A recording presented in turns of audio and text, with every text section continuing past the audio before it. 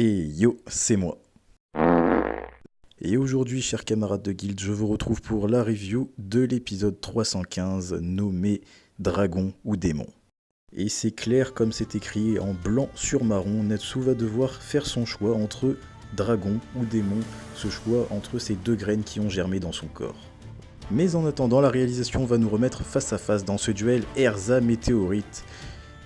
Et cette confrontation sera sans précédent, victoire d'Erza par KO. Ça fait plein de cailloux, ça nous déclenche même une jolie attaque Draco-Météore pour ceux qui connaissent. Et on va pouvoir passer à la suite.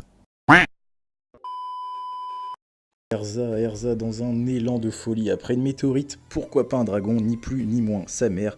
Mais pour tuer un dragon, il faut de la magie anti-dragon. C'est comme ça que Wendy va intervenir et ça, c'était bien joué. Avec un enchantement sur le sabre d'Erza qui va pouvoir trancher sa mère en deux et la faire revenir à l'état normal. Et mine de rien, la petite Wendy, de plus en plus, nous montre qu'elle a des capacités quand même assez hors du commun par exemple, je ne soupçonnais pas. Et c'est ainsi que la force combinée de Titania, la reine des fées, et de la Dragon Slayer Wendy, chasseuse de dragons célestes, va pouvoir venir à bout de ce dragon. Aeline, pourtant toujours en position de force, va pouvoir faire face et menacer Erza avec son propre sabre. Et c'est là que le petit flashback utile va pouvoir être amené par ce petit sourire. Erza ne le sait sans doute pas, mais ce petit sourire va peut-être lui sauver la vie, parce que sa mère va se remémorer de quelques scènes de sa vie importantes. Et évidemment, elle a attendu 400 ans, elle a attendu pour se transférer à travers sa fille et se débarrasser de ce corps maudit qu'elle a pu avoir dans le passé. Mais Aeline, en effet, va avoir de lourdes hésitations quand elle va voir le petit visage de notre petite Erza nationale. Mais ce que j'ai quand même pas mal apprécié dans ces scènes, c'est que Aeline va retrouver un semblant d'humanité, elle qui est surnommée le désespoir écarlate, va se souvenir des petites scènes grâce à un sourire de sa toute petite fille. Et ces petites scènes qu'elle va revoir va la faire totalement changer d'avis. Elle l'avait abandonnée tout simplement par peur de changer d'avis et de vouloir encore se transférer en elle. Et c'est maintenant que je vais faire appel à votre ressenti parce que là ça a été un choc, mais un choc qui passera juste quand même assez inaperçu. En effet, Aeline va se donner la mort, oui, ni plus ni moins que la mort, avec le sabre d'Erza. Erza qui va quand même être assez choquée et va demander pourquoi. Oui, en effet, pourquoi. Aeline nous révèle juste que elle est incapable de tuer sa fille après avoir ressassé ses petits souvenirs. Et là, c'est un choc pour moi qui passe très très inaperçu.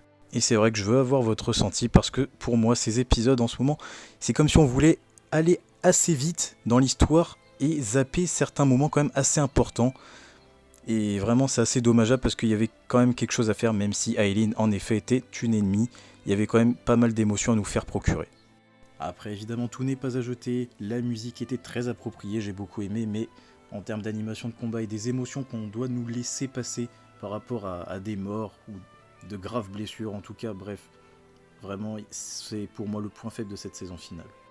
Et ce pourquoi la mort d'Aeline passera un peu inaperçue, c'est qu'ensuite il y aura ce deuxième choc. Wendy est la prochaine personne qui sera au courant de la disparition tragique du maître en héros, après l'utilisation de Ferrilo pour repousser les troupes adverses.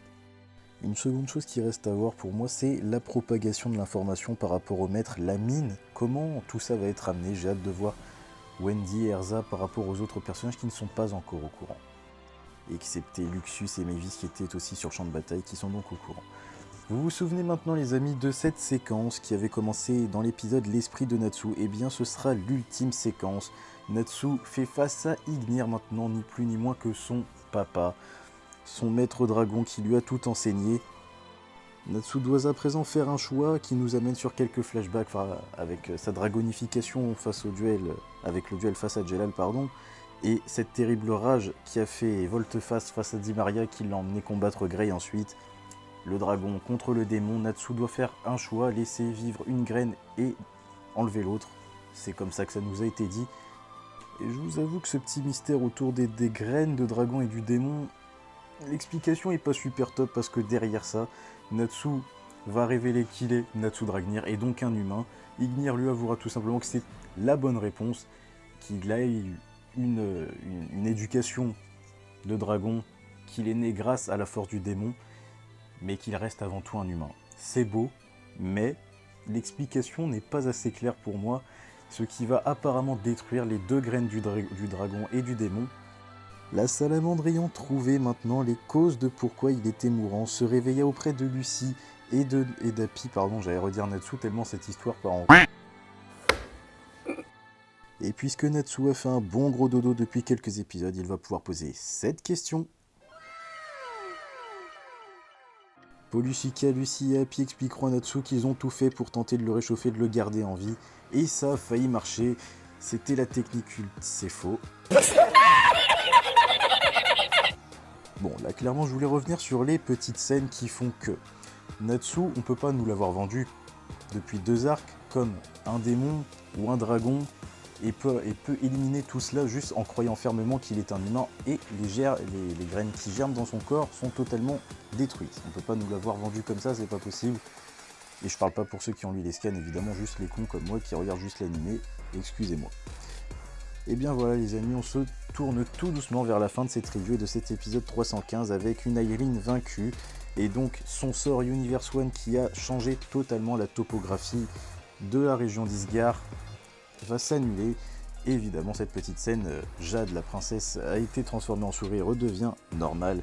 Auguste et les élèves vont pouvoir se rendre compte de la débâcle de la plus grande magicienne d'Albarès et c'est dommage puisque finalement elle sera vaincue assez trop facilement, il n'y a pas assez d'émotion pour moi. Après ce n'est que mon avis les amis, dites-moi justement ce que vous en pensez dans les commentaires.